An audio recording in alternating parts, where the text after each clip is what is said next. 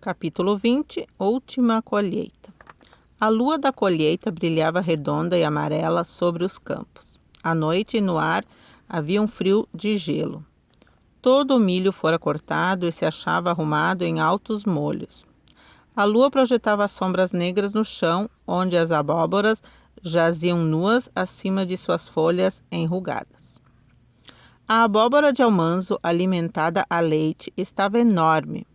Separava-a cuidadosamente das ramagens, mas não podia levantá-la. Não conseguia nem mesmo rolá-la. O pai colocou-a na carroça e transportou-a cuidadosamente para o celeiro, onde a depositou sobre um pouco de feno, para esperar até a época da feira do condado. Almanzo arrumou em pilhas todas as outras abóboras e o pai as transportou para os celeiros. As melhores foram guardadas na adega para fazer depois pastéis de abóbora e o resto foi empilhado no chão do celeiro sul. Todas as noites Almanzo cortava algumas com uma machadinha para alimentar as vacas, os bezerros e os bois. As maçãs estavam maduras. Almanzo, Royal e o pai colocaram escadas contra as árvores e subiram até as copas de folhas densas. Apanhavam cuidadosamente cada maçã perfeita e punham numa cesta.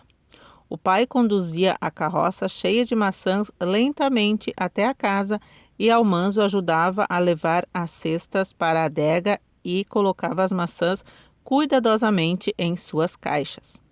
Não machucavam nenhuma maçã, pois se o fizessem, ela apodreceria e uma maçã podre estragaria a caixa toda. A adega começava a adquirir o seu cheiro de inverno de maçãs e conservas. As vasilhas de leite da mãe haviam sido levadas para cima, para a copa, até que viesse de novo a primavera. Depois de terem sido colhidas todas as maçãs perfeitas, Almanzo e Royal podiam sacudir as árvores. Isso era divertido. Sacudiam as árvores com toda a força e as maçãs precipitavam-se matraqueando como granizo. Apanhavam-nas e jogavam-nas na carroça. Eram apenas maçãs cidra. Almanzo dava uma mordidela sempre que tinha vontade. Agora era tempo de colher as hortaliças. O pai transportou as maçãs para o moinho de cidra, mas Almanzo teve de ficar em casa, apanhando beterrabas, nabos e levando-os para a adega. Colhia cebolas e Alice tecia suas extremidades secas em compridas tranças. As cebolas redondas pendiam em cachos de ambos os lados das tranças e a mãe pendurou-as no sótão. Almanzo colhia as pimentas enquanto Alice, com a sua agulha de cerzir, prendia as pimentas vermelhas num cordão como se fossem contas. Foram penduradas ao lado das cebolas.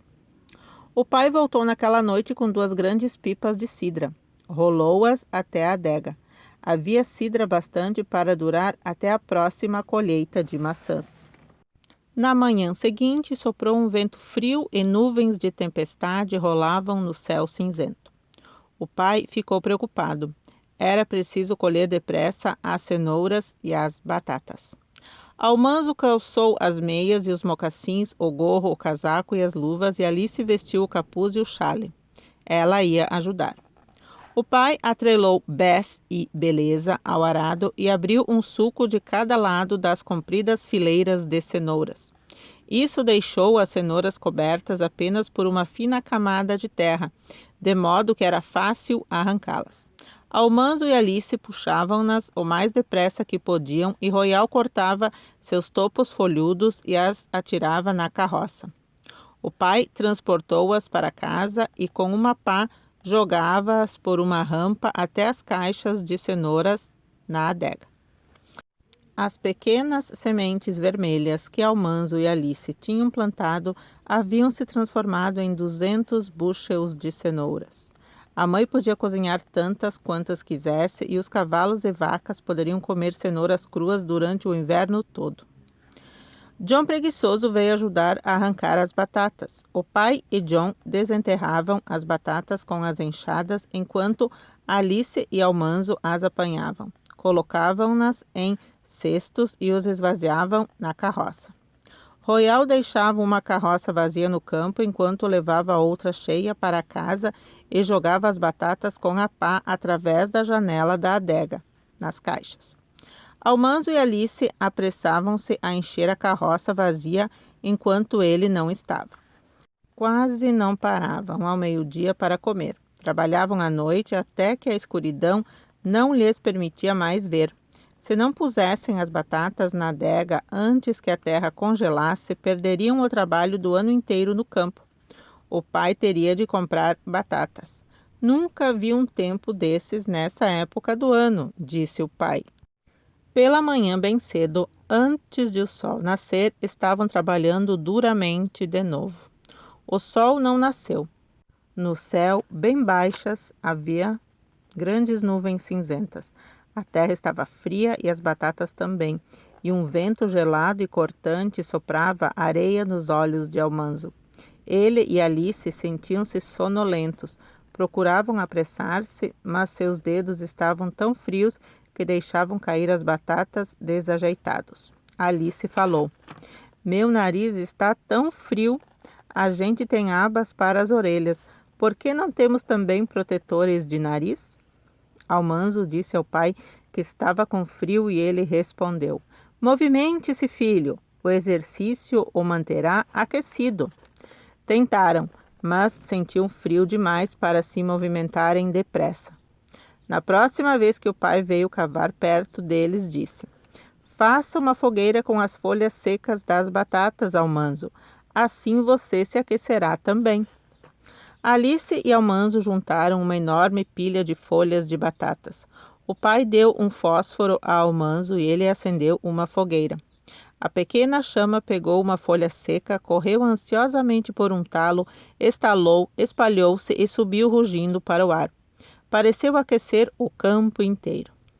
Trabalharam diligentemente durante o longo tempo. Sempre que Almanzo sentia muito frio, corria e amontoava mais folhagem de batatas no fogo. Alice estendia as mãos sujas para aquecê-las e o fogo brilhava em seu rosto como se fosse sol. "Estou com fome", disse Almanzo. "Eu também", falou Alice. "Deve estar quase na hora do almoço." Almanzo não podia calcular a hora pela sombra, porque não havia sol. Trabalharam e, no entanto, não ouviram a corneta do almoço. Almanzo sentia-se todo oco por dentro e disse a Alice: "Antes de chegarmos ao fim desta fileira, a corneta vai tocar." Mas não tocou. Almanzo achou que devia ter acontecido alguma coisa à corneta. Disse ao pai: "Acho que está na hora do almoço." John riu para ele e o pai disse: "Ainda não chegamos à metade da manhã, filho." Almanzo continuou a apanhar batatas. Então o pai lhe gritou: "Ponha uma batata nas cinzas, Almanzo. Isso vai aliviar a sua fome." Almanzo pôs 2 grandes batatas nas cinzas quentes, uma para ele e outra para Alice. Amontoou cinzas quentes sobre elas e colocou mais ramos de batatas no fogo. Sabia que tinha de voltar ao trabalho, mas ficou perto do agradável calor esperando que as batatas assassem. Não sentia a consciência confortável, mas sentia-se quente por fora e disse consigo mesmo: "Tenho de ficar aqui para cozinhar as batatas." Sentia-se mal porque estava deixando Alice trabalhar sozinha, mas pensou: "Estou ocupado assando uma batata para ela." Súbito ouviu um chiado e alguma coisa bateu-lhe no rosto. Grudou em sua pele, terrivelmente quente. Gritou e gritou. A dor era terrível e ele não podia ver. Ouviu gritos e pessoas correndo. Mãos grandes arrancaram as suas mãos do rosto e as mãos do pai puxaram sua cabeça para trás. John francês estava falando em francês e Alice choramingava. "Oh, pai! Oh, pai! Abra seus olhos, filho!" disse o pai. Almanzo tentou, mas só conseguiu abrir um. O polegar do pai levantou-lhe a outra pálpebra e ele sentiu dor. O pai falou: "Está bem, o olho não está ferido." Uma das batatas tinha explodido e a polpa quente atingira Almanzo. mas a pálpebra se havia fechado a tempo. Queimara apenas a pálpebra e a face. O pai amarrou seu lenço sobre o olho e voltou ao trabalho com John preguiçoso. Almanzo não sabia que uma coisa pudesse doer tanto como aquela queimadura, mas disse a Alice que não estava doendo muito. Apanhou um galho e tirou das cinzas a outra batata. "Acho que é a sua batata", falou fanhoso. Não estava chorando, apenas as lágrimas corriam de seus olhos e dentro do nariz. "Não, é a sua", respondeu Alice. "Foi a minha batata que explodiu." "Como é que você sabe qual foi?" perguntou Almanzo. "Esta é a sua porque você está ferido e eu não estou com fome."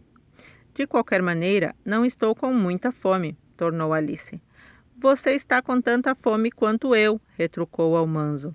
Não podia continuar sendo egoísta. Você come a metade e eu como a outra metade. A batata estava preta do lado de fora, com a casca queimada, mas do lado de dentro era branca e macia, desprendendo um cheiro delicioso de batata assada. Deixaram-na esfriar um pouco e depois comeram o miolo. Era a melhor batata que já haviam comido. Sentiram-se melhor e voltaram ao trabalho. O rosto de Almanzo estava empolado e seu olho inchado fechara-se. Mas a mãe pôs nele um cataplasma ao meio-dia e outro à noite. No dia seguinte, já não doía tanto. Logo depois do anoitecer do terceiro dia, ele e Alice acompanharam até a casa o último carregamento de batatas. O tempo ficava mais frio a cada minuto que passava. O pai jogou as batatas com a pá dentro da adega à luz da lanterna, enquanto Royal e Almanzo faziam todas as tarefas noturnas. Quase não conseguiam salvar as batatas. Naquela mesma noite, a terra congelou. "Erro é erro", disse a mãe, porém o pai sacudiu a cabeça. "Escapamos por pouco e isto não me agrada", disse ele. "A próxima coisa vai ser a neve. Temos de correr para pôr os feijões e o milho debaixo de um abrigo." Puseram a carreta de feno sobre a carroça e Royal e Almanzo ajudaram-no a transportar os feijões. Colocaram na carroça as estacas com feijões e tudo. Trabalhavam cuidadosamente, pois qualquer sacudidela faria os feijões saltarem de suas vagens secas e os estragaria. Quando amontoaram todos os feijões no chão do celeiro sul, passaram a carregar os feixes de milho. A colheita havia sido tão boa que nem mesmo os grandes tetos dos celeiros do pai eram suficientes para abrigá-la toda. Várias cargas de feixes de milho tiveram de ser postas no pátio e o pai fez uma cerca ao redor delas para protegê-las contra os bezerros. Agora toda a colheita estava guardada. A adega, o sótão e os celeiros transbordavam. Alimentos em quantidade e muita comida para toda a criação achavam-se armazenados para o inverno.